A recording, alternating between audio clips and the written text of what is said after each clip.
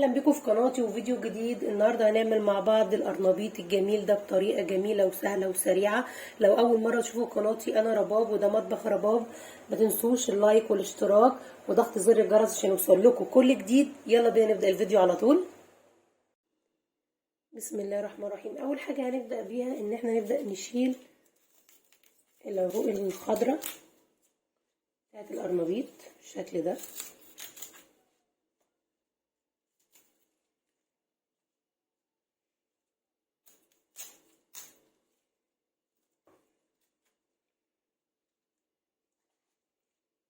كده خلاص العروق الخضراء كلها اتشالت منها بالشكل ده.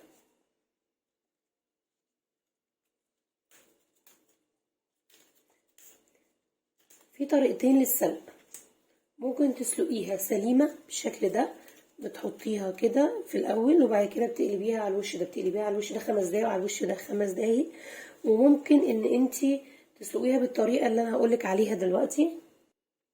هنبدأ ان احنا نقطع القرنبيط زي الورد كده بالشكل الجميل ده.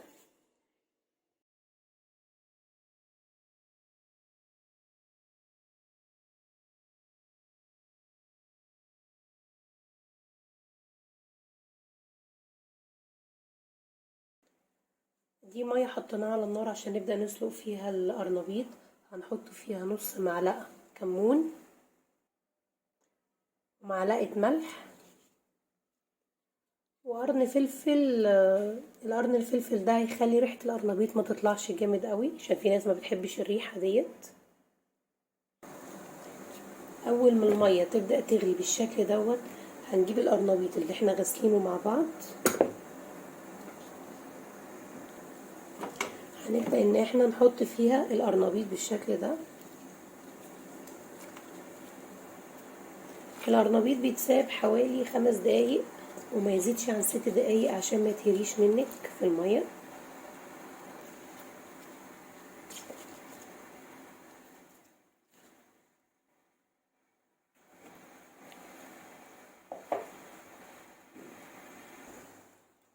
كده خلاص القرنبيط بقاله بالظبط حوالي 6 دقايق بالظبط. هنطلعه على مصفى علشان يصفي اي ميه فيه.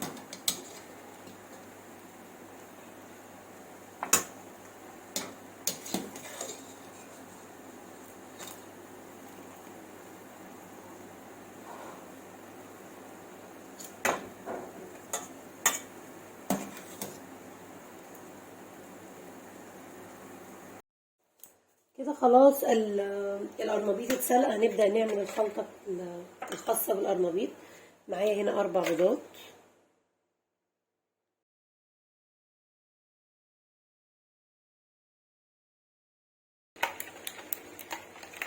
هنبدأ ننزل على البيض بالتوابل بتاعتنا. معايا هنا ملح وفلفل اسود وشطة وبابريكا وجنزبيل وكمون وكزبرة وتوم باودر وبصل باودر هيقوي الطعم شويه. احنا كده كده هنحط توم، بس توم الباودر هيقوي الطعم شويه.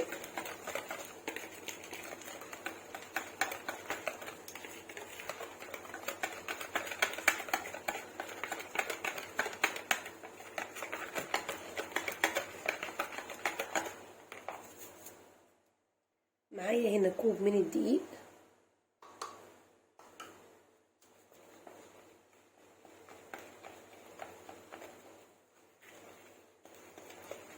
هبدأ انزل على الدقيق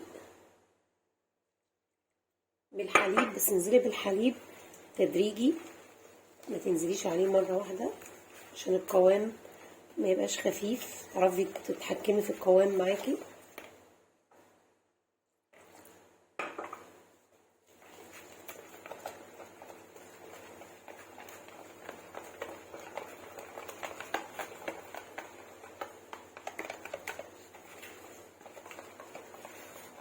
على الخليط بمعلقتين من النشا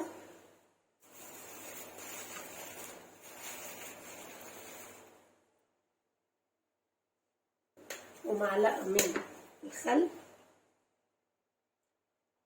ممكن نستبدل الخل نحط له بديل اللي هو البيكنج باودر، ونبدأ نقلب المكونات.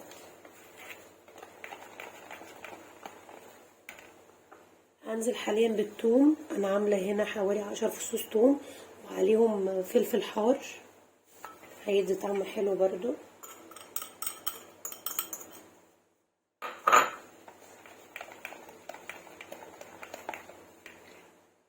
وهنزل بعد كده بالكزبره والكمون والشبت. انا بحب الخضره في القرنبيط كتير، مبحبهاش قليله. كده خلاص الخليط كده بقى كويس معايا، الكثافه بتاعته انا مش عايزاه ولا يبقى خفيف خالص ولا تقيل خالص. نبدا دلوقتي ان احنا نجيب القرنبيط اللي احنا كنا سالقينه، وهنبدا ننزله في الخلطه بتاعتنا. طبعا هتلاقوا في القرنبيط في حتت بتبقى كبيره كده، انا ما بحبش ان انا اعملها بالشكل ده، انا بحب ان انا اقسمها كده وبعد كده ابدا ان انا احطها في الخلطه عشان اقليها.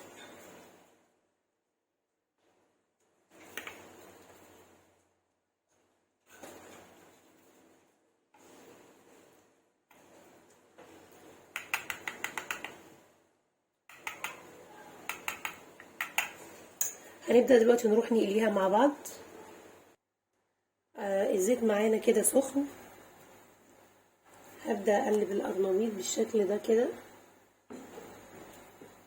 في الخلطه، وانزل في الزيت.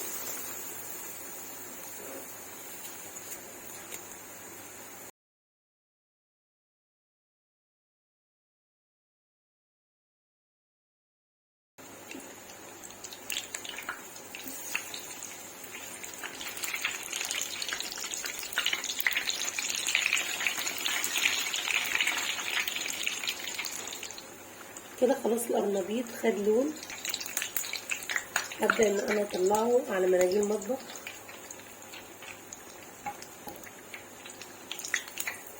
وهكمل باقي القرنبيط واوريكم شكله في النهايه.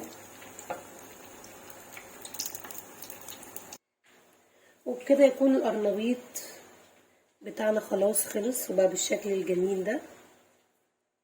اتمنى ان الفيديو يعجبكم، وما تنسوش لو عجبكم الفيديو تضغطوا لايك وتشتركوا في القناه وتفعلوا زر الجرس.